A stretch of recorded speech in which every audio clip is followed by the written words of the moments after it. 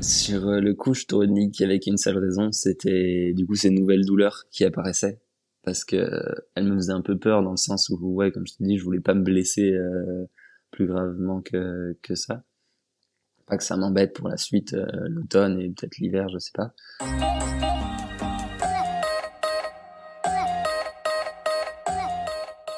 Bonjour, je suis Alexandre et bienvenue dans le podcast Les Joies du Sport. Le podcast qui vous permet de suivre une aventure avant même qu'elle ne commence. Aujourd'hui, je reçois Josué Lobry qui va nous parler de son projet, de la suite de son projet, on va faire le débriefing de ce projet qu'il est venu nous raconter lors de la partie de préparation qui était de rallier l'océan Atlantique en partant de Hendaye jusqu'à la Méditerranée pour l'aller en vélo et pour le retour en course à pied par les Pyrénées. Salut Josué, comment tu vas ? Salut Alex, salut à tous. Je vais mieux. Ça fait plus de 3 semaines que le projet c'est fini. Donc j'ai bien récupéré, j'ai retrouvé des cycles de sommeil à peu près normaux et je suis d'attaque pour retourner crapahuter en montagne.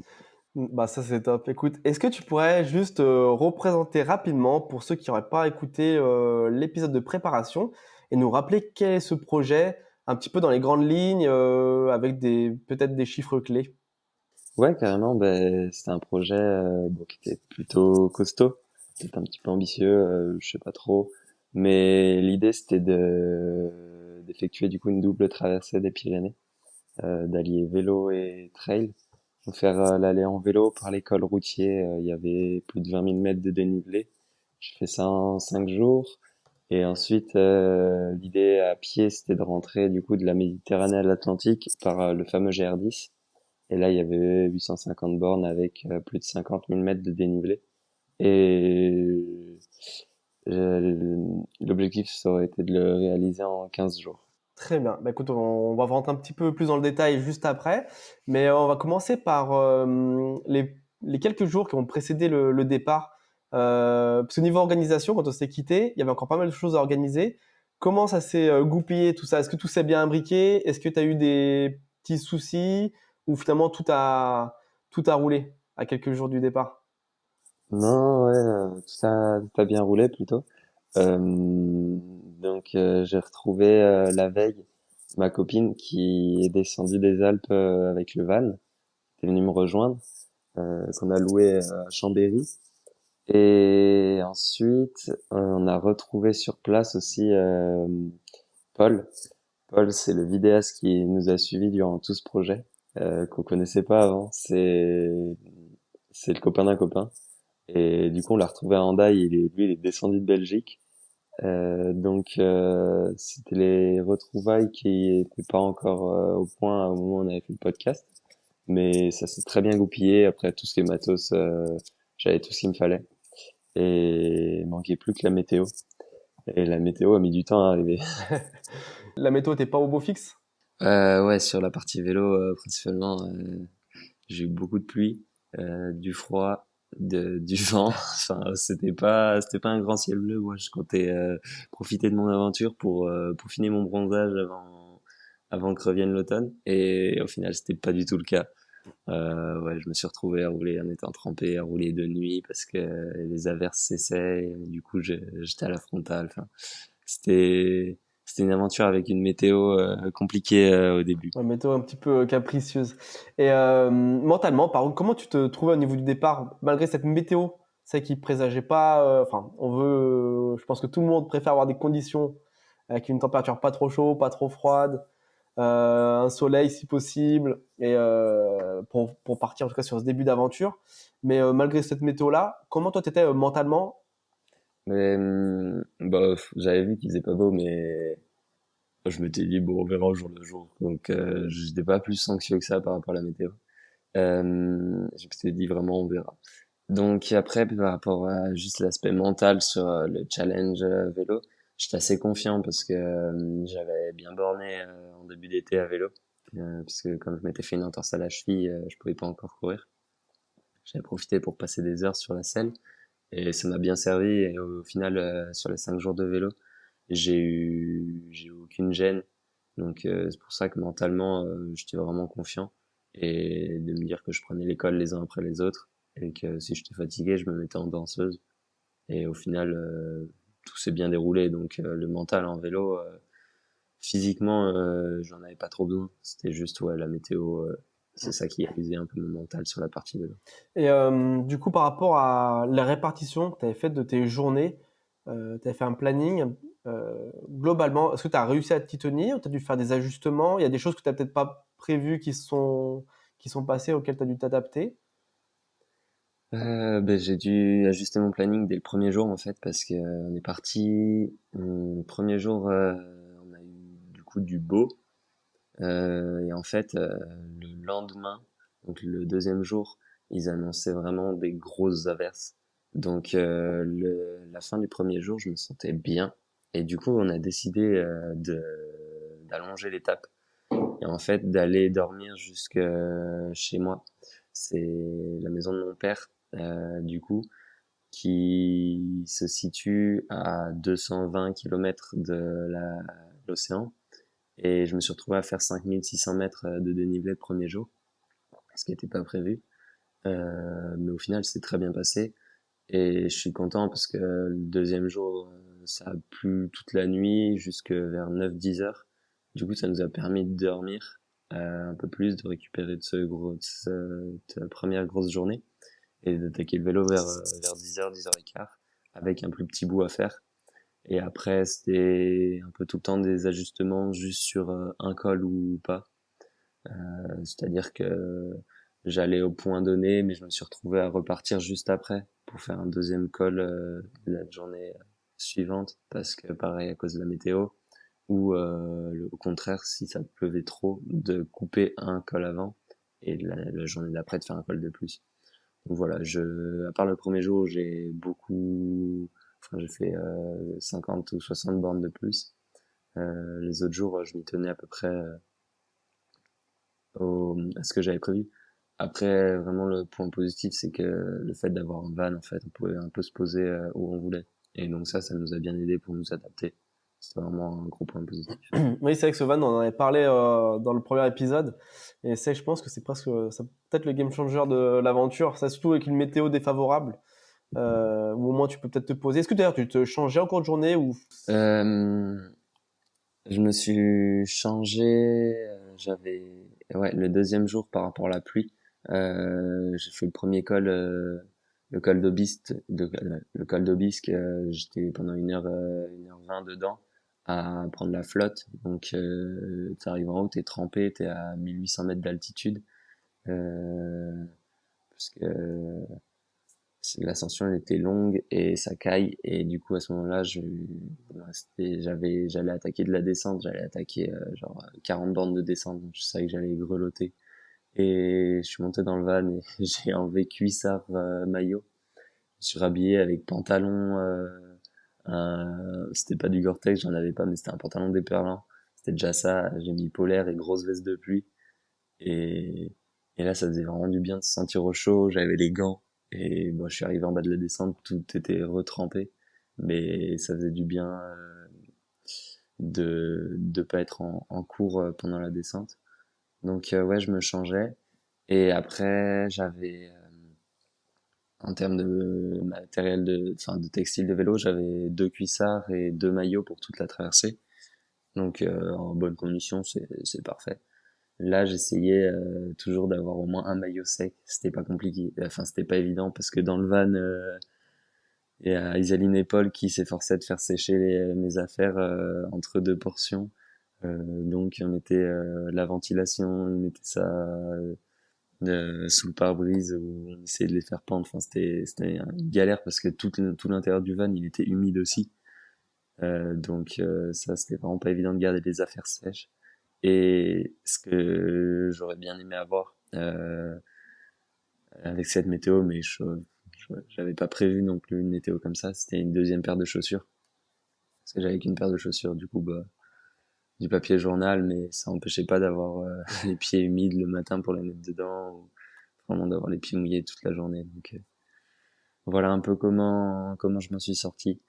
ah, ça c'est une bonne remarque. Ça, on pense à un petit peu tout ce qui est vêtements qu'on met sur nous, que ce soit chaussettes, cuissards, maillots. Mais c'est vrai que le coût des chaussures, c'est pas le premier truc auquel on pense, mais effectivement, tu vois, bah, avec expérience, ça sera peut-être une chose que tu vas modifier si tu es amené à Ouais, c'est refaire ça, on se ça. dit pas que sur 5 jours, tu vas avoir besoin de mettre deux Oui, paires de c'est chaussures, bien beau de quoi. remettre des chaussettes sèches, mais Ouais. dans les chaussures mouillées, effectivement, ouais, c'est un peu dommage. J'ai essayé même de mettre les chaussettes dans un sac poubelle à l'intérieur des chaussures, bah, ça faisait rien, la pluie, de toute façon, elle était tellement forte que ça s'engouffrait par le dessus, Ah, bon, après, c'est c'était gorgé vrai que d'eau. t'as pas eu beaucoup Ouais, de chance à niveau météo sur les premiers jours, c'était pas ouais. ça. Bon, Et on le verra dans les images. on en reviendra d'ailleurs sur la personne qui t'a accompagné, savoir un petit peu comment ça s'est passé. Mais je vais voir, il y a des gens qui t'ont accompagné niveau vélo sur le parcours, qui ont roulé avec toi? Euh, j'aurais bien aimé. Au final, je me suis retrouvé à en faire 5 jours, bah, tout seul, quasiment. Il y a Isaline qui avait son vélo sur le van, du coup ma copine, et qui a fait 2 cols avec moi, un le premier jour et un le troisième jour si je dis pas de bêtises. Donc ça faisait quand même du bien de rouler avec elle, d'avoir une roue à suivre, de pouvoir échanger, parce que sinon en fait, bah j'avais, enfin je savais que j'avais des amis qui voulaient faire cette aventure avec moi, mais au vu des conditions météo en plus à vélo, ça les a un peu déchauffés. Donc sur le vélo, j'ai été tout seul, à part les 2 cols avec Isaline, et du coup mentalement c'est super long je passais entre 10 et 12 heures sur le vélo, avec les écouteurs, à écouter soit des podcasts ou de la musique, mais vraiment à pas parler, enfin à parler qu'avec Paul et Isaline quand je les croisais pour me ravitailler. Donc ouais, j'aurais bien aimé avoir plus de roues à suivre durant cette traversée à vélo.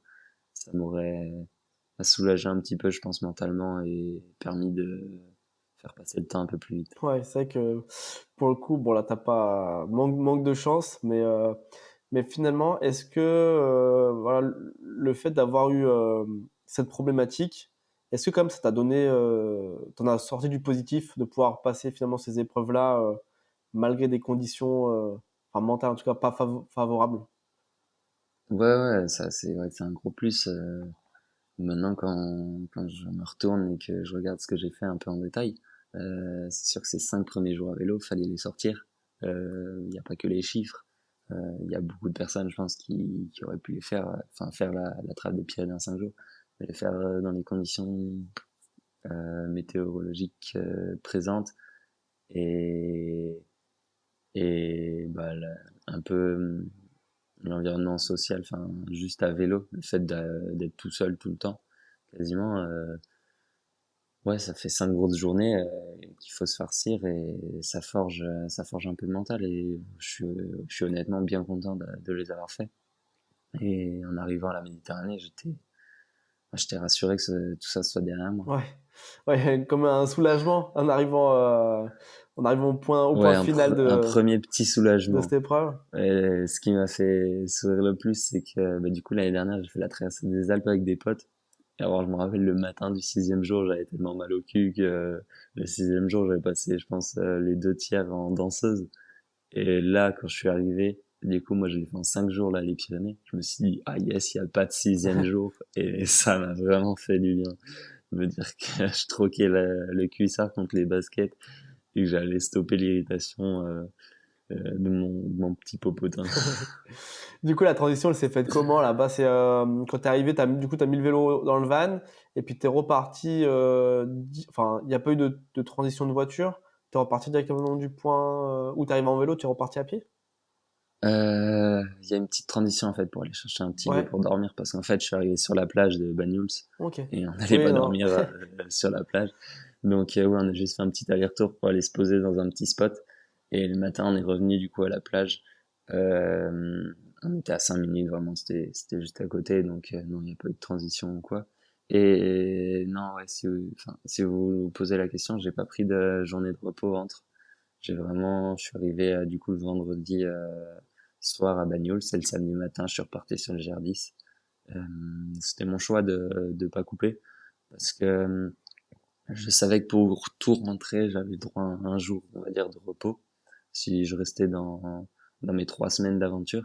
Et je voulais pas le prendre à ce moment-là parce que, en fait, certes, j'étais peut-être un peu fatigué du vélo, mais j'avais pas mal en termes de mécanique. Et je savais que le plus dur allait arriver sur la course avec tous les chocs. Et du coup, je me gardais un peu cette journée joker pour plus tard de l'aventure. Donc, ouais, je suis reparti du même endroit et en avant l'Atlantique à Et nouveau. donc là, juste pour faire un petit résumé, tu peux nous roder comme juste la distance que tu as parcouru en 5 jours avec le dénivelé en vélo? Parce que c'est quand même pas Ouais, rien. du coup, à vélo, je me suis retrouvé à faire 850 km en 5 jours avec 21 000 mètres de dénivelé. Ouais. Donc voilà, ça fait plus de 4000 de dénive par jour. Et ouais, en distance, vers les 170 ou 180. Et là, du coup, en arrivant là-bas, là, tu repartais pour combien de kilomètres à pied? Et là, je repartais pour même distance à pied, 850 km, mais là, on fait plus de doubler la mise en dénivelé. Il y avait 52 000 mètres Ouais, de dénivelé. costaud. Donc là, en fait, mentalement, ça fait que tu as la moitié de. Tu as fait une des deux étapes, on va dire, une des deux parties. Mais mentalement, toi, tu sentais comment? Pour toi, tu es arrivé au milieu du parcours ou tu avais plus l'impression de faire un tiers? Mentalement, qu'est-ce qui te restait à faire pour toi? Ouais, non, non, moi, je me disais pas que j'étais à la moitié, là. Parce que je raisonnais pas forcément en termes de distance, même si j'avais fait la moitié en termes de distance. Je raisonnais plus en termes de dénivelé et en termes de jours. Donc en dénivelé, j'avais fait à peine moins qu'un tiers. Et en jour, j'avais fait un tiers. Donc non, non, je me disais pas que j'étais à la moitié, sinon ça allait être trop décourageant, démoralisant. Non, je savais qu'il fallait que je reparte pour 2 semaines, que je reparte pour plus de 50 000 de dénive.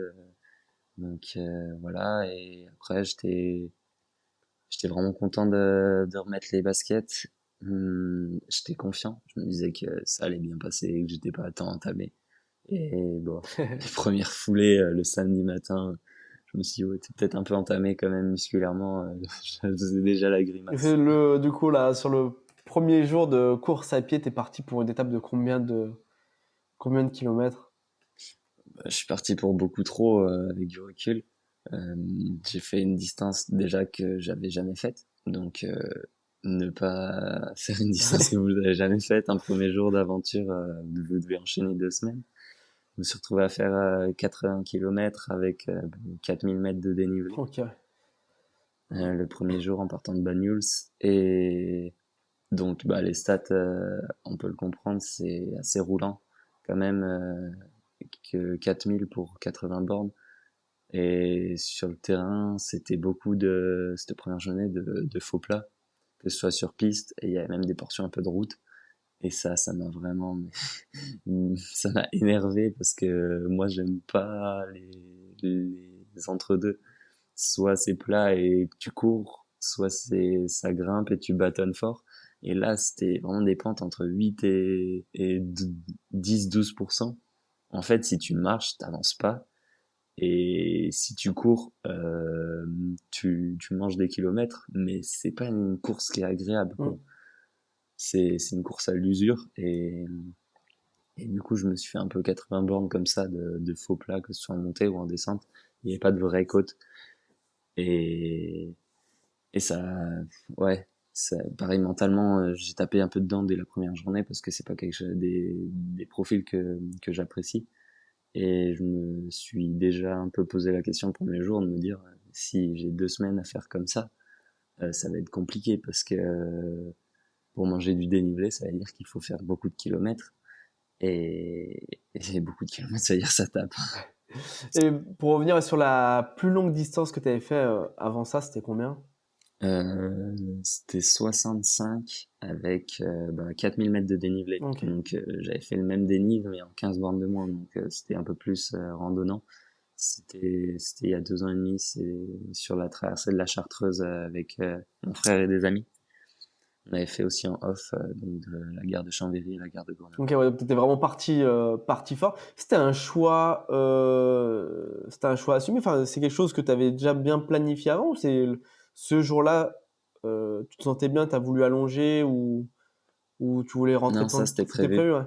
C'était prévu parce que donc j'avais plusieurs contraintes pendant le tracé de mes étapes, c'était que je devais à chaque fois m'arrêter à une croisée de route pour retrouver le van.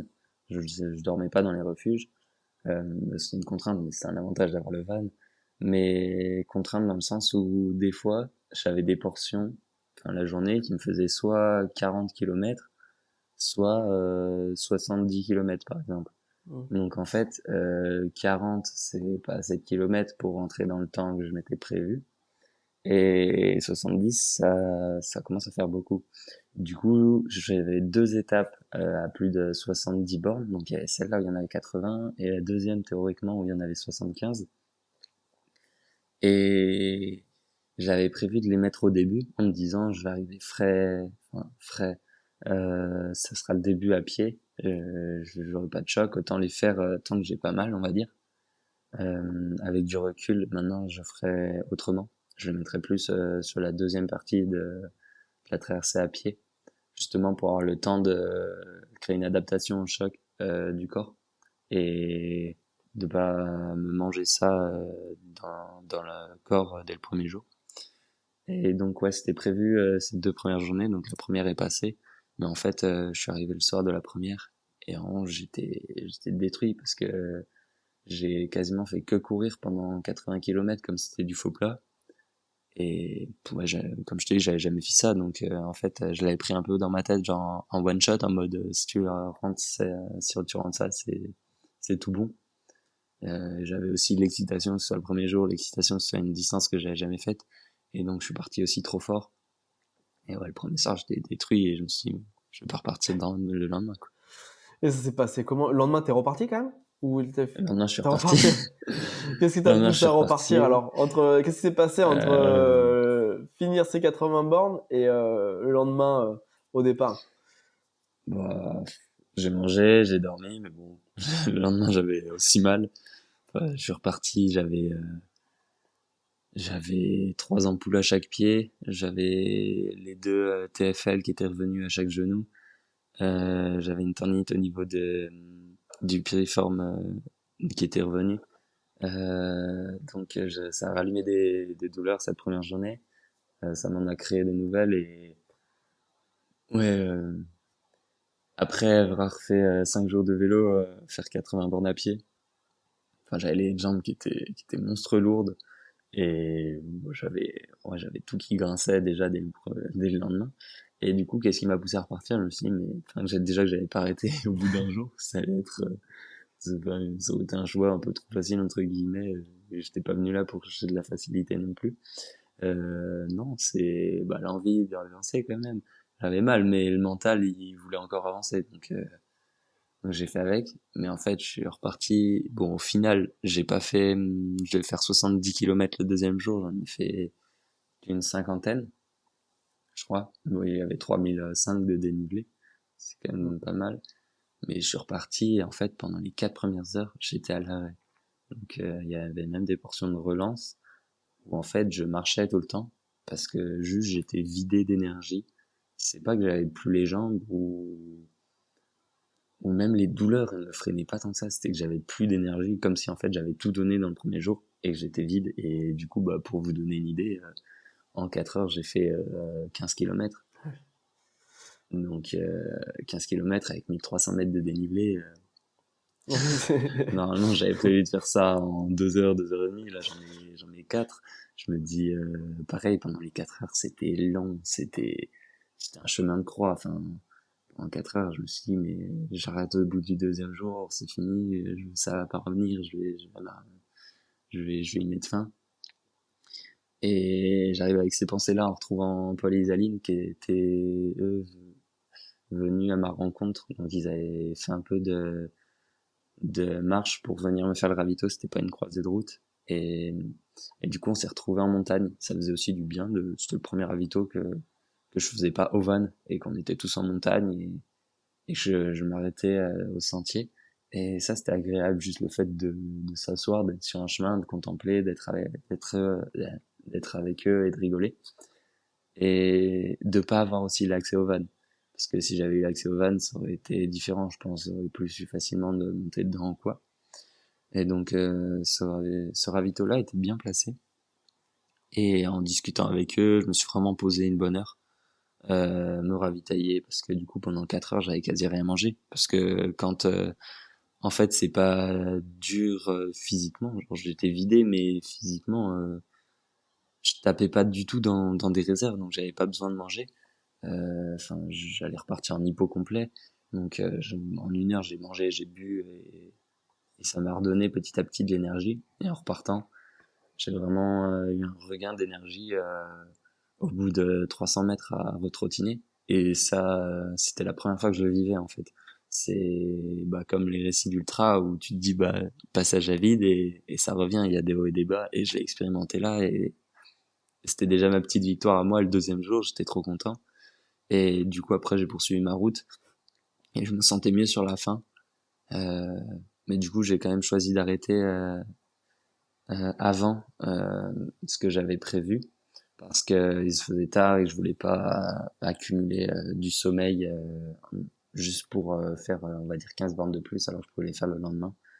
Du coup, j'ai fini la journée avec une cinquantaine de bornes et 3005 et en ayant de nouveau la motivation et en me disant que ok, j'allais avoir des passages à vide mais que j'allais revenir derrière. Ouais, mentalement, là, tu t'es un petit peu consolidé sur le fait que ça allait être dur, mais qu'il y a bien un moment où ça allait revenir, quoi. Le fait de l'avoir vécu déjà une première fois, tu te dis, bon, c'est pas grave, maintenant ça, je sais ce que c'est, C'est ça ça. va Et avancer coûte maintenant, que enfin, je suis coûte. trop content d'avoir vécu parce que dans tout ce que je vais faire, je sais que, ok, tu te sens pas bien, mais ça va revenir et tout le monde le dit, mais faut Oui, le vivre pour le comprendre, c'est quoi. ça. C'est plus facile, ouais, une fois qu'on l'a déjà passé nous-mêmes cette épreuve, je pense que tout est plus clair, tout est plus lucide dans sa tête. Et donc là, c'est vrai que ça va mieux, tu as pu récupérer. Raconte-nous un petit peu globalement comment sont passés les jours qui ont suivi. Et puis parle-nous un petit peu aussi du paysage là, que tu as rencontré parce que tu n'as pas dit encore si. On n'a pas parlé de savoir comment ça se passait, si il faisait beau, si tu as vu un petit peu de la faune sauvage. Ouais, ouais, on parle beaucoup de, de, de parcours, de kilomètres, de tout ça, mais la météo a été un peu plus clémente pendant la course. Je suis parti de Banyuls, il faisait bon et chaud, ça c'était agréable de partir le matin en t-shirt. Euh, et en fait, dès la première journée, au bout de en quittant Banyuls, 2 heures après, je me suis retrouvé dans la brume, bien humide et je voyais pas 30 mètres devant moi. Je me suis dit, mais c'est pas possible, mais je vais encore me taper 2 semaines de course où je vais rien voir du paysage. Et ça me saoulait un peu. J'ai retrouvé un peu de soleil dans la même journée, donc au final ça venait, ça repartait, donc c'était pas pire. Les paysages, bah en quittant la Méditerranée, comme vous pouvez vous en penser, beaucoup de garrigues, d'herbes basses, de buissons un peu piquants, des arbres pas très très hauts. C'était vraiment bah climat méditerranéen, euh, beaucoup plus minéral que ce que je l'aurais pensé. C'est quand même beaucoup de cailloux. Pas forcément sur le chemin, c'est pas du tout un gervin, mais je veux dire les paysages, il y a beaucoup de roches dans le paysage. Euh, et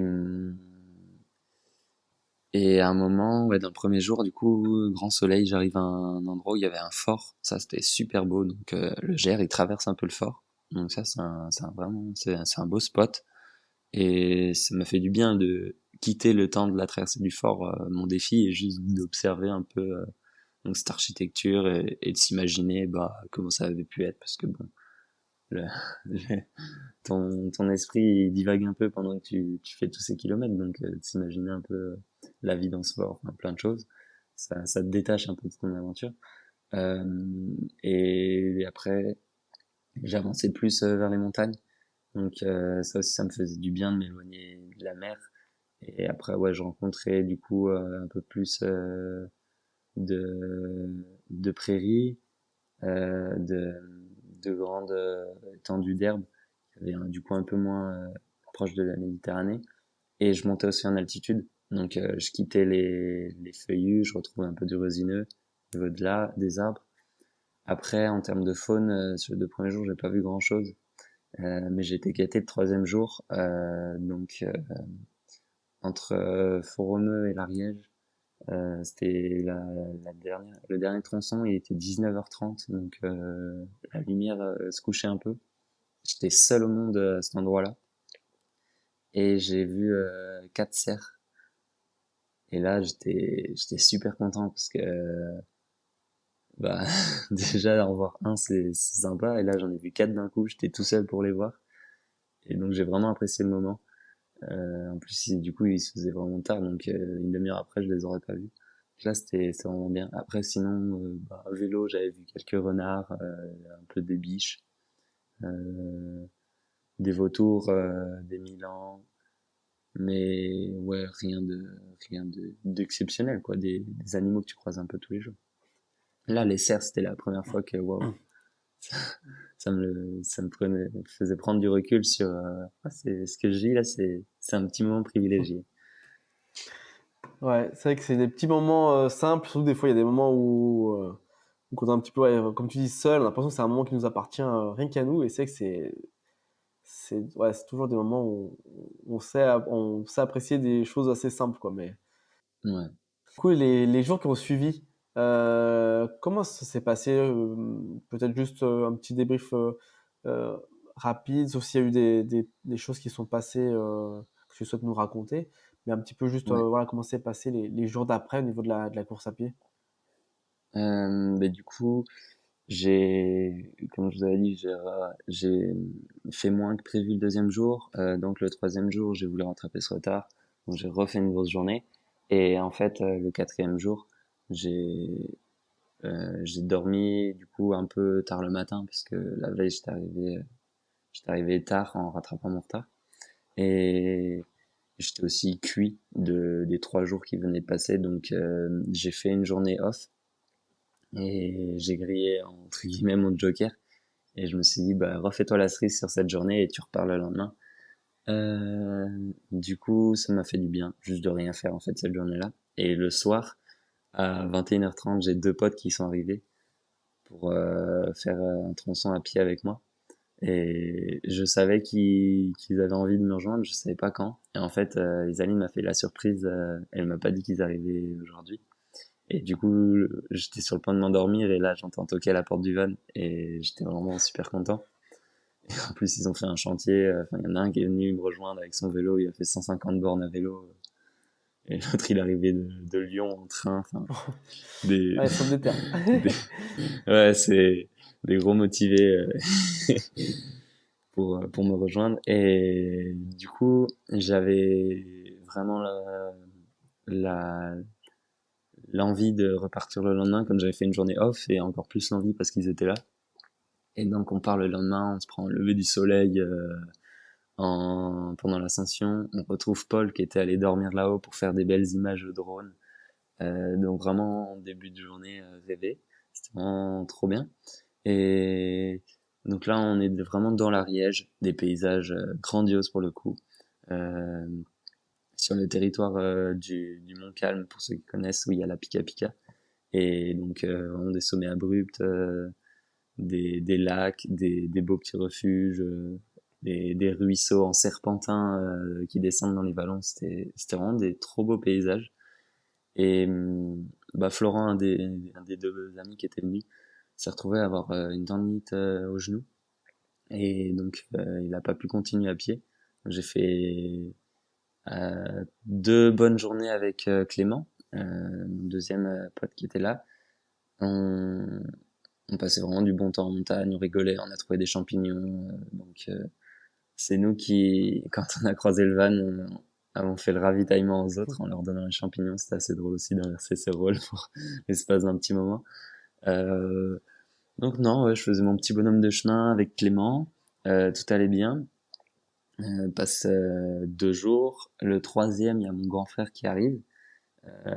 Et en fait, ouais, cette journée-là était un peu marquante parce que du coup, on est parti avec Clément et on a retrouvé mon grand frère sur la fin de journée.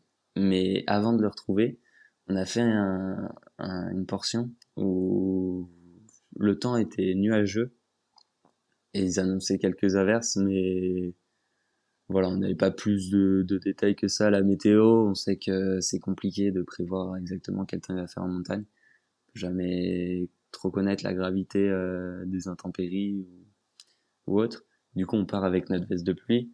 Bon, petite veste de trail, hein, pas un kawaii Gore-Tex qui t'englobe. Et en fait, on se retrouve à côté d'un lac, donc déjà une atmosphère humide à cause de toute cette masse d'eau. Et là, il se met à pleuvoir, mais il faisait bien froid, donc c'était en fait on était à la limite de d'avoir une grêle. Et il y avait un gros vent de face à 60-70 km/h. Et donc là, on est vraiment passé en mode survie avec Clément. On s'est retrouvé trempé en 5 minutes. Notre veste de pluie, elle a pas trop résisté. On était en short, on a mis les gants, mais pareil, les gants, c'était pas du tout imperméable, donc en tissu, donc gorgé de flotte. Et en fait, on a eu je sais pas si c'est de la chance ou quoi, mais si on le savait. Mais je m'en suis rendu compte du coup juste avant la dernière ascension pour rebasculer derrière qu'il y avait un refuge. Du coup, on a foncé au refuge. C'est pas posé de questions. Et on arrive au refuge et dehors, vraiment dans le brouillard avec ce vent, avec cette grêle, et on voyait plus 20 mètres. Et là, on s'est dit bon, on va attendre que ça se calme. Moi, ma veste a été trempée. Clément, il en avait une deuxième, heureusement. Mais enfin, on était en short, on n'avait pas de pantalon, on était gelés. Et du coup, Clément m'a acheté un brave chocolat chaud. Euh, pour commencer, ça a fait du bien, ça au refuge. Et là, je me suis dit, mais moi, je repars pas, enfin, j'ai pas d'habits, je repars pas comme ça tant qu'il y a ce temps dehors. Et là, on voit vente de poncho. Et du coup, je dis à Clément, demande à quoi il ressemble le poncho. Et je me suis retrouvé à acheter un poncho à 15 balles dans un refuge pour ressortir parce que j'étais détrempé. Et Clément, lui, a changé de veste et ça allait. Et du coup, on est reparti. Et on s'était refroidi, on avait les pieds trempés.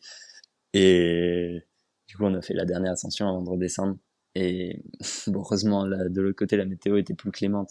Mais vraiment, on est reparti en mode survie encore, ou partir à fond dans le col avec le cardio qui s'envole. Mais on s'en foutait, on voulait juste se réchauffer très très vite, régénérer de la chaleur. Et à la bascule du col, on a quitté, c'était un gros pierrier, et on est retombé sur des prairies. Et donc là, champ de boue, on se mettait vautre sur vautre. Et du coup, on est arrivé au van après. C'est là qu'on a retrouvé mon grand frère. Et le soleil a refait son apparition. Mais moi, je suis arrivé avec un poncho, du coup, plein de boue. Alors qu'il m'avait quitté en short t-shirt, tout propre.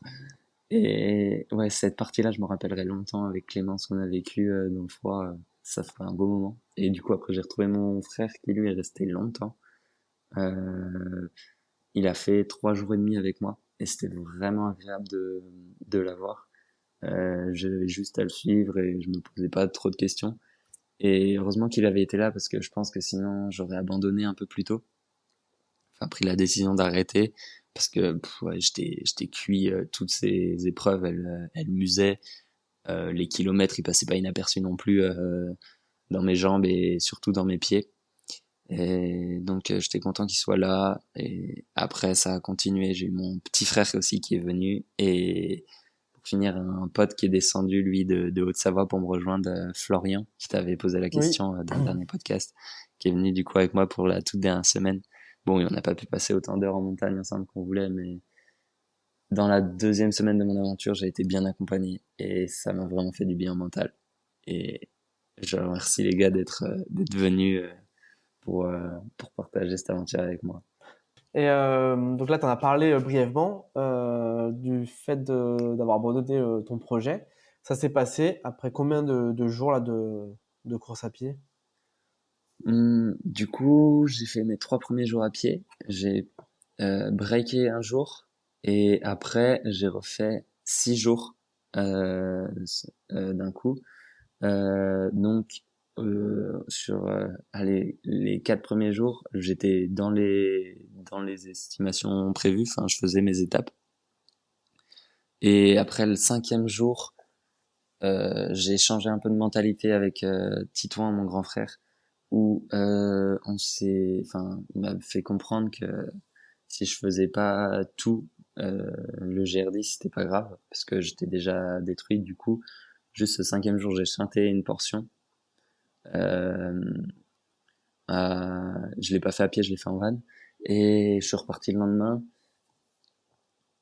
Et, et, et, euh, et oui, le lendemain, j'ai fait les 30 premiers kilomètres. Et en fait, après, j'étais j'étais détruit, quoi. Et j'avais une nouvelle tendinite qui faisait son apparition et un début d'inflammation aussi.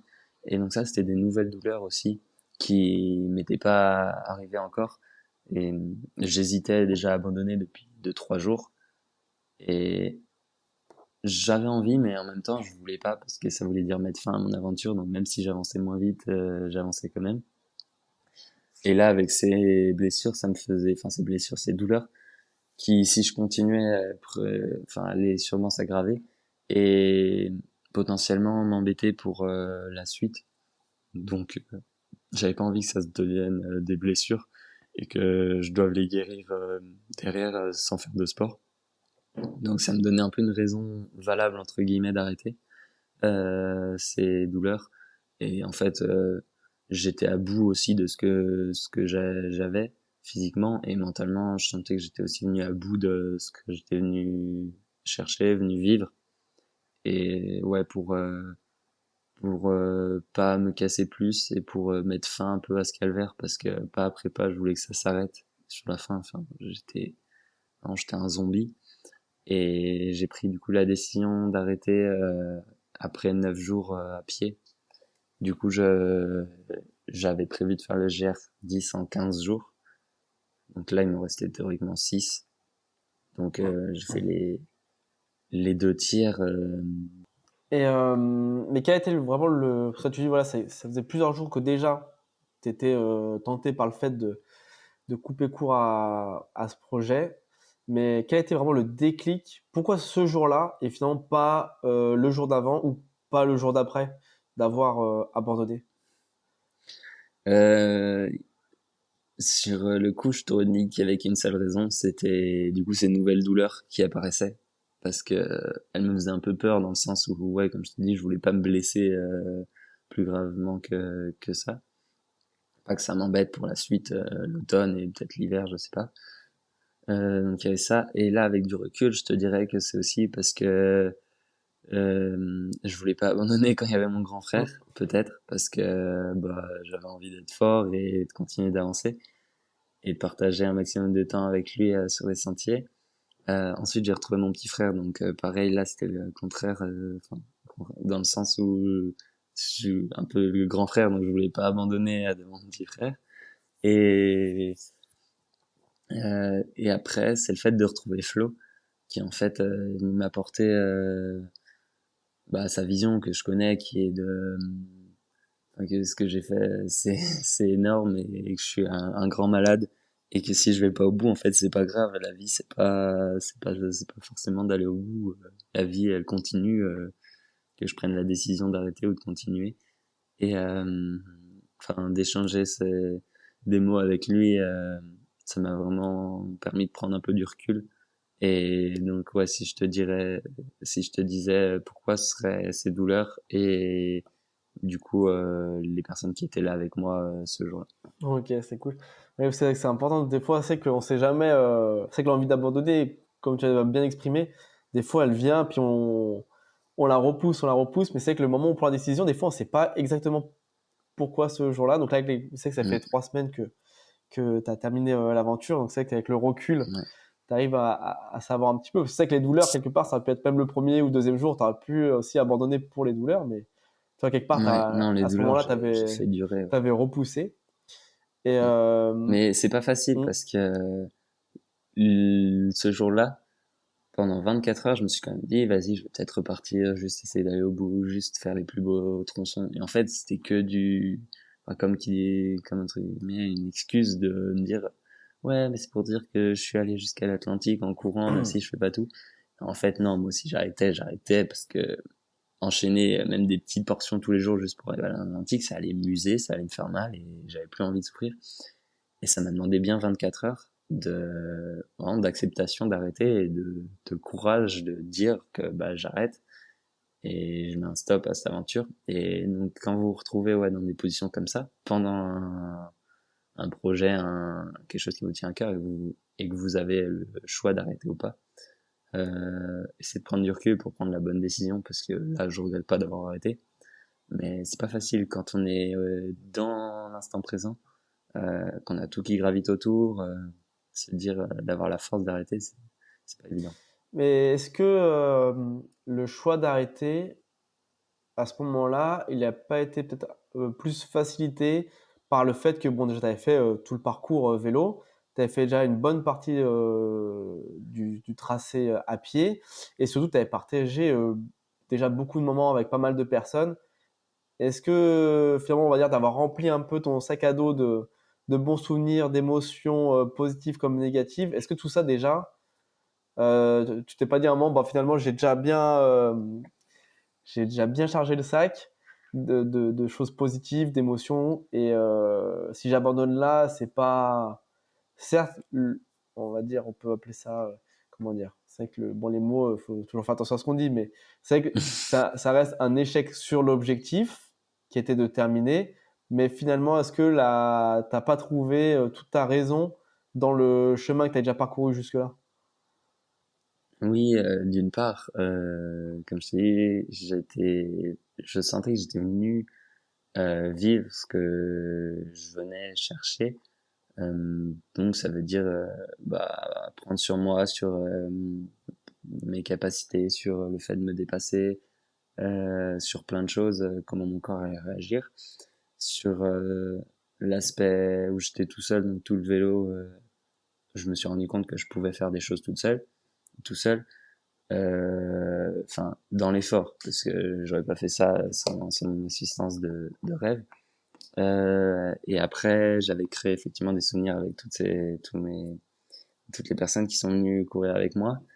Euh, J'allais en créer d'autres, mais oui, en fait, c'était plus le moment où j'allais plus être à 100% du partage avec ceux qui allaient m'entourer parce que j'étais au bout de moi physiquement et donc aussi prendre le choix d'arrêter c'était bah juste repousser des bons moments partagés à plus tard quand je serai en pleine capacité d'en profiter et ça ouais c'est vraiment la présence aussi de Flo qui m'a aidé ce jour où j'ai choisi d'arrêter parce que bref hein, on me l'a répété les jours d'avant hein, mes frères mes potes ils me disaient que enfin de prendre l'aventure au jour le jour mais tu veux jamais l'écouter tu veux continuer d'avancer donc il a fallu plusieurs personnes pour que ce soit Flo qui me fasse entendre ça et ouais c'est un échec sur l'objectif et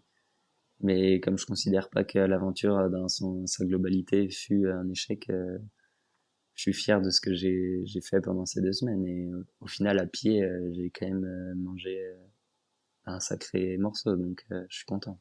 Ouais, en tout cas, ouais, chapeau à toi, parce que c'est vrai que c'est quand même une sacrée performance.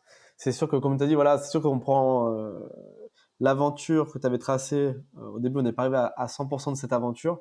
Mais si on prend un autre référentiel qui aurait été juste de regarder globalement ce que tu as fait, c'est déjà costaud. Déjà passé bon autant de temps dehors, c'est déjà, avec autant d'heures d'effort, c'est déjà une performance. Mais bon, mine de rien, quand on regarde le dénivelé, la distance, par rapport au temps que tu as fait, tout le monde n'est de loin pas capable de faire ça. Et puis, comme tu l'as vécu, bon, à part la partie vélo où tu aurais peut-être aimé partager un peu plus et un peu moins souffrir sous la pluie, mais ça a rendu bon l'épreuve que déjà plus dure un peu dès le début.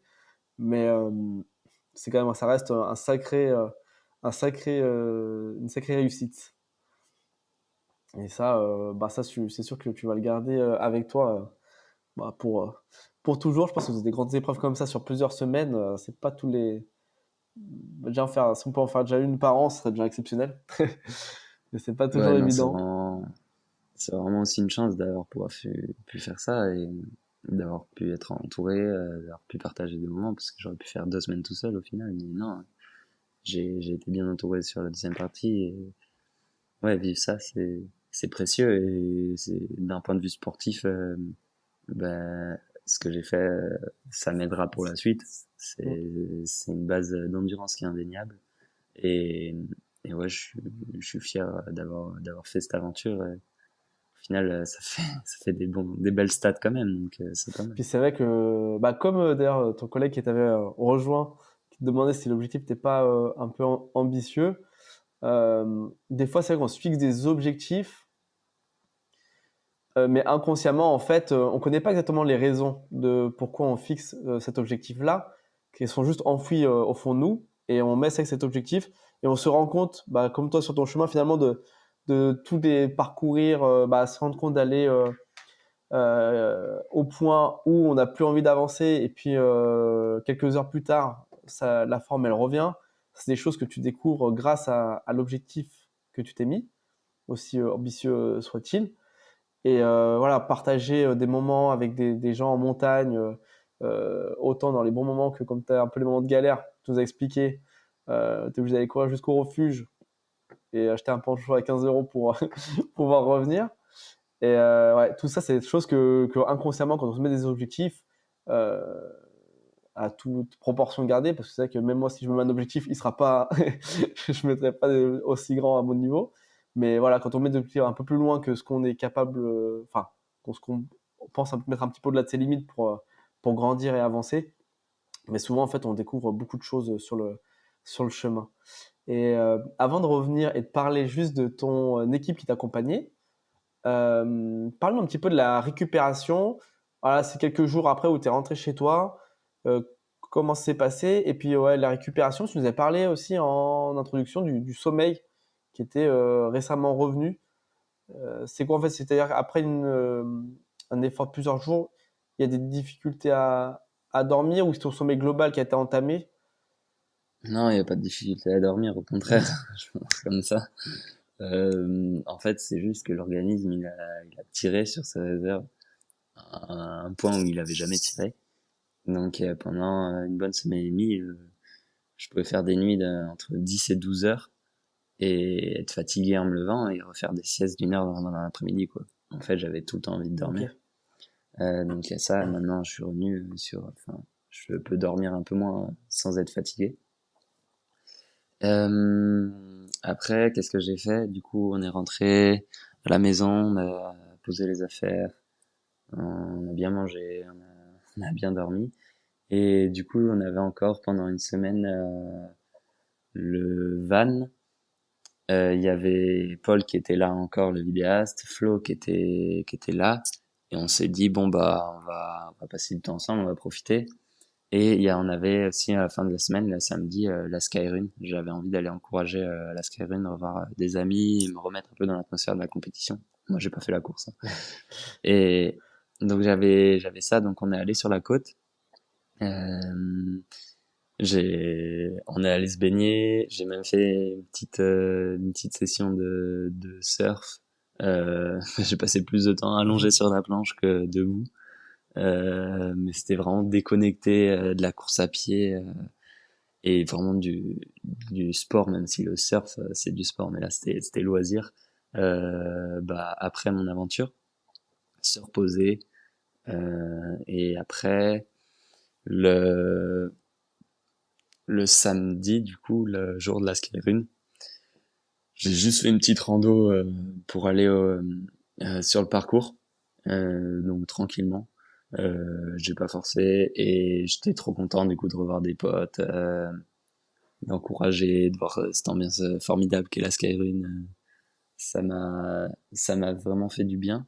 J'ai aussi pu discuter de mon aventure avec ceux qui étaient là. Donc c'était déjà un premier débrief, en parler aux autres et un premier recul sur ce que j'avais fait. Parce que c'est quand on parle aux autres que aussi tu reçois leur leur émotion que tu te dis, enfin, que tu prends du recul sur ce que t'as fait. C'est pas mal. Et après, c'est retour maison et pas de sport pendant 2 semaines. Et donc vraiment, bah, après c'était les journées, c'était dodo, canap, un peu voir des amis, encore dodo, encore canap. Et niveau Voilà. blessure que tu avais rencontré sur le parcours, ça s'est atténué. C'est des choses que tu as encore ou pas? La plus grosse blessure, enfin la plus grosse blessure, l'endroit où j'avais le plus mal, c'était au pied. Sur mon aventure, vraiment, mes pieds, ils ont pris cher. Que ce soit en termes d'ampoule, mais aussi en termes de gonflement. Je me suis retrouvé à avoir les pieds gonflés pendant mon aventure. Et aussi à avoir une inflammation à l'insertion du tibial post.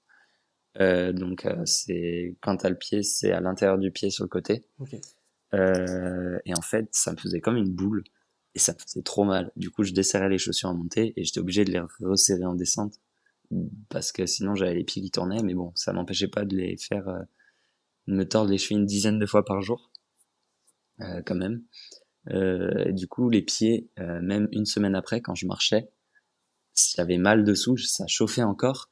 Et en fait, quand je me retrouvais à dérouler mon pied, quand j'étais sur la pointe des pieds, j'avais l'impression que la peau de la plante des pieds, genre, se tirait et que ça vraiment, ça me faisait mal. Encore une semaine, 10 jours après. Après, musculairement, j'ai bien récupéré. Les tendinites au genou, elles sont passées. Le- et là, ouais, il a fallu 2 semaines du coup pour que les douleurs aux pieds s'atténuent. Et, et 2 semaines sans sport, je pense que c'est le minimum. Enfin, pour moi, voire 3. Là, je reprends progressivement, mais j'ai une petite douleur encore, donc je force pas dessus. Et comme j'ai pas d'objectif, je me laisse vraiment le temps. En plus, il fait pas beau, donc ça aide à pas aller en montagne. Donc, ouais, toutes les petites douleurs sont plutôt soignées, on va dire, et j'en suis bien content, justement, parce que bah, je peux pas m'empêcher d'imaginer si j'avais continué, Mm. bah, à quel stade seraient mes douleurs. Donc, voilà, je suis content de ma récupération aussi. Et quelques mots alors sur ton équipe, que ce soit au niveau de l'assistance, vraiment quels ont été les bénéfices de l'assistance et comment s'est passé un petit peu pour, du coup, avec ton pote caméraman, pour un petit peu documenter comment vous rejoignez, enfin un petit peu qu'est-ce qui était mis en place, explique-nous tout ça. Moi, du coup, bah, j'avais un vrai team de rêve. C'était vraiment d'une aide précieuse. Sur la partie orga, c'était plutôt Isaline qui gérait. Donc vélo, comme je t'avais dit en amont, on se croisait assez souvent. Enfin, je leur disais en fait quand est-ce que j'avais besoin de refaire le plein ou quoi. Parce qu'on était tout le temps sur la route, c'était pratique. Après, à pied, on s'en est tenu au roadbook que j'avais fait. Donc là-dessus, il n'y avait pas trop de soucis. Il y a eu des aléas où du coup bah moi j'avançais plus lentement donc bah ils m'attendaient ou alors eux ils se retrouvaient pris un peu dans le trafic euh, dans l'école s'il y avait un camping-car ou s'il y avait des animaux sur la route. Donc en fait ils ont pas eu autant de marge qu'ils le pensaient. Et après c'était vraiment bien. Enfin moi ça m'a vraiment aidé. Et Céline s'occupait de beaucoup beaucoup de choses et c'était pas facile toujours avec aussi mes états d'âme dû à la fatigue engendrée par mes journées. Donc elle a été brave et toujours bienveillante. C'était super sympa. Et ensuite du coup il y avait Paul. Donc Paul qui est en fait un ami de Florian que j'avais jamais vu et du coup on s'est rencontrés le premier jour de la traversée. On a passé 2 semaines dans le van ensemble et il était trop cool, un super mec, bien drôle. Et du coup, bah pareil à vélo, c'était assez simple de faire des images. On pouvait faire des plans drone et en fait, il m'a aussi fixé une GoPro sur le guidon où je pouvais faire des plans où je parlais, où je filmais un peu la vue quand j'étais en descente. Euh, Ça c'était cool et du coup à pied c'était un peu plus compliqué pour lui de faire plus de plans on va dire à la cam ou au drone parce qu'on se voyait moins. Moi j'avais toujours la GoPro sur moi Et des fois, du coup, il venait me rejoindre en amont et en aval des ravitaillements pour me filmer à la cam. Et du coup, un matin aussi, il était dans la montée du col parce qu'il a dormi dans la montagne pour du coup filmer un lever du soleil et, euh, et faire voler le drone. Donc, il a pu faire des belles images. Euh, Juste, il a craché son drone un Oh non. moment dans les arbres, il était dégoûté et je le comprends totalement. C'est vraiment pas une bonne nouvelle quand tu t'en rends compte. Donc il y avait un peu de casse sur ce côté-là et aussi il avait un objectif qui a pris la flotte pendant la première semaine à vélo. Oh Donc mince. je le remercie d'avoir été là, d'avoir aussi eu de la patience, d'avoir réussi à faire des belles images. Et du coup maintenant lui il s'occupe de monter le film. Donc le petit docu qui va retracer mon aventure, qui devrait sortir fin 2024 ou début 2025, Ok. pour qu'il ait le temps de s'occuper de tout Il ça. sera retrouvé sur YouTube, sur... Du coup, ouais, on sait pas trop encore qu'est-ce qui sortira où en premier. L'idée c'est d'avoir le film, de le faire passer un peu dans des petits cinémas du coin, pourquoi pas d'aller demander à des festivals comme le Trail fait son Hmm. cinéma. Je sais que il y a des films de trail. Montagne en scène, ça semble un peu ambitieux. C'est moins de la haute montagne. Mais peut-être des programmes comme ça. Et, et ouais, il sera sur YouTube, mais du coup, je peux pas te dire s'il sera dès la sortie sur YouTube ou si on attend un Oh petit oui. peu pour le mettre sur YouTube. Je manquerai pas de diffuser les informations Voilà, quand, quand elles seront là. Euh, c'est très gentil. Ok, bah en tout cas, c'est intéressant de savoir il y a un docu qui va sortir sur ça. Bah écoute, Ouais, et puis il a vraiment bien tourné le truc, hein, où il y aura des interviews avec ceux qui étaient là, très très immersifs. Et c'est pas si long, fera une demi-heure, du coup il y aura pas de moment de latence et tout s'enchaînera comme il trop faut. bien. Donc bon, il vous le teasera mieux que moi parce que c'est lui le D'ailleurs, monteur. mais profites-en Mais pour... voilà. et tu connais un petit peu le nom de ces réseaux? Soit peut-être Ouais, sur Instagram, peut-être... ouais, vous pouvez le retrouver au nom, c'est Pollux sur Instagram. Si je me souviens bien, je vais vous dire pour pas dire de bêtises. C'est Pollux-du-bas zéro. Donc voilà, c'est un jeune Belge qui adore la montagne, qui fait des très belles vidéos, très belles photos.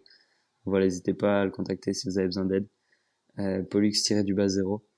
Et, et voilà, j'ai donc remercier Isaline, remercier tous ceux qui étaient là, remercier ceux qui ont participé à ma cagnotte, qui m'a grandement aidé, mes partenaires et ouais, tous ceux qui pensaient à moi pendant mon défi. Bah écoute, tu peux en profiter si tu veux citer tes partenaires, comme ça Ouais, peut bah être il y avait du l'occasion. coup Sport Shoes, CB, Canyon Nutrition, NAC, Alpine Van pour le van, qui nous a été d'une très grande utilité, et Sidas.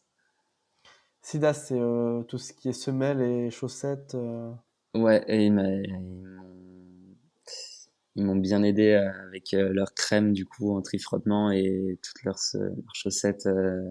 Donc ils ont essayé de conserver mes pieds au mieux, mais bon, les kilomètres ont pris un peu le Oui, dessus. oui, oui, bah, c'est les conditions, à dire, extrêmes d'utilisation. Mm. C'est sûr que c'est pas, ça n'a rien à voir avec ouais, aller faire sa sortie de 10-20 bornes versus faire 9 jours en montagne. Et bah écoute, en tout cas, merci déjà d'être pas sur le podcast et d'être revenu nous parler de tout ça. Malgré que c'est vrai que souvent sur les podcasts, on voit des réussites dans l'objectif. Et c'est agréable aussi d'avoir des gens qui viennent sur le podcast raconter que malgré que voilà, l'objectif dans sa globalité n'a pas été atteint, mais on se rend compte que voilà, l'objectif, c'est pas, enfin, la réussite n'est pas uniquement liée à la réalisation de l'objectif, quoi, la ligne finale. Et en tout cas, merci d'être venu nous parler de tout ça sur le podcast. Et je voulais savoir quand même aussi quels étaient un petit peu tes objectifs Bon, on approche un peu de fin 2024, mais que ce soit en fin 2024 s'il y a des choses, ou 2025. Est-ce que tu as des objectifs de compétition, de projets off, de projets de vie? Donc là, à l'automne, comme je vous l'ai dit, j'ai pas trop d'objectifs.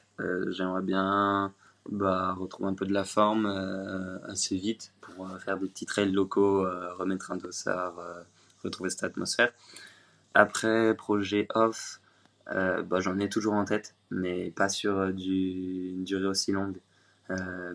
Plusieurs jours, voire plusieurs semaines, ça demande déjà de la préparation, de bloquer des dates et une grosse contrainte physique et mentale. Donc plutôt en one shot les projets, et après les objectifs l'année prochaine, ça va être les championnats de France de trail long qui auront lieu à Val d'Isère en juillet. Donc là-dessus, ce sera mon objectif principal, et après allonger les distances, donc passer la barre des 100 km, peut-être un peu plus, et ouais, continuer de m'améliorer, de progresser, de me faire plaisir, de passer du bon temps en montagne avec les potes. Et voilà un peu comment se profile le futur. Rester en montagne. Et bah écoute, c'est tout ce que je te souhaite. Et puis, je serai attentif à suivre un petit peu ce qui se passe et suivre aussi la sortie du docu. Vraiment, tout de bon pour la suite. Ouais, carrément. J'espère que cet épisode t'a plu. Si c'est le cas, n'hésite pas à le partager avec tes proches et à donner ton avis en laissant une note sur ta plateforme d'écoute. Cela contribuera à augmenter la visibilité du podcast et à avoir des invités toujours plus incroyables. Et pour ne rien manquer des prochains épisodes, je t'invite à t'abonner au podcast. Et nous, on se retrouve très bientôt pour une nouvelle aventure.